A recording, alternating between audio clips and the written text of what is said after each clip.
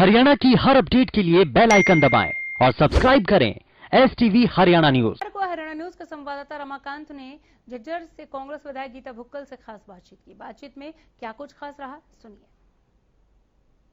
नमस्कार, मैं हूं रमा मित्तल। आज हमारे साथ झज्जर की विधायिका पूर्व शिक्षा मंत्री गीता भुक्कल हैं।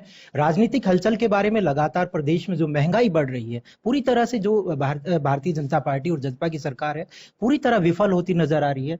मैम, लगातार पेट्रोल, डीजल, सीएनजी, एलपीजी ऐसी कोई ऐसी चीज नहीं जिसकी महंगाई नहीं बढ़ रही है। लगातार नारा दे रहे थे 2014 में बहुत हुई महंगाई की मार, अब की बार मोदी सरकार। तो क्या लगता है कि पूरी तरह विफल है?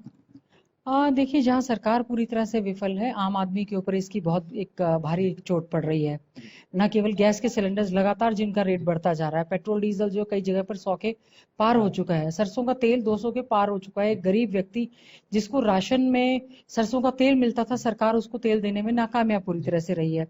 राजनीतिक हलचल लगातार जारी है, पंचायती चुनाव हो या फिर ग्रामीण जो चुनाव है उसमें लगातार कांग्रेस पार्टी पैनी नजर बनाए हुए है, क्योंकि जाहिर सी बात है भारतीय जनता पार्टी और जसपा अब लोगों के मन से उतरती ना। तो क्या रणनीति है, सिंबल पर लड़ेंगी या नहीं लड़ेंगी? कस्म में चल रहे हैं, तो क्या ओपिनियन है? क्योंकि आप लोगों की मीटिंग भी हुई थी।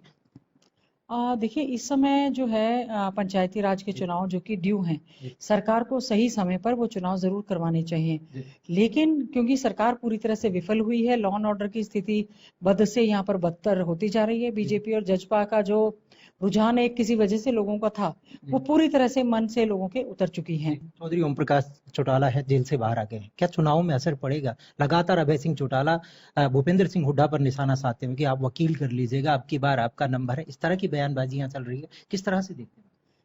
देखिए, उनको अपनी पार्टी को मजबूत करने के लिए कार्य करना चाहिए। एक भी विधायक उनका आज के समय में हरियाणा की विधानसभा में नहीं है, तो वो अपनी पार्टी की ओर ध्यान दें।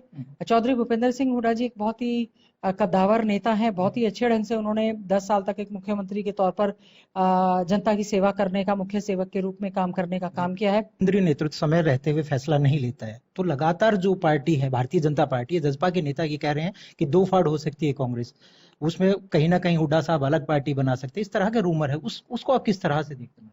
देखिए, हमने शुरू से ही हमारा कांग्रेस पार्टी का एक स्पष्ट स्टैंड रहा है, चाहे आदरणीय श्रीमती सोनिया गांधी जी की बात हो, राहुल गांधी जी की बात हो जिन्होंने अभी पीछे ट्रैक्टर यात्रा निकाली, हमारी प्रदेश अध्यक्ष कुमारी शैलजा जी की बात हो, आदरणीय चौधरी भूपेंद्र सिंह हुड्डा जी की बात हो, हमारा सारा शीर्ष नेतृत्व पूरी तरह से किसानों की मांगों के समर्थन में हम लोग खड़े हैं।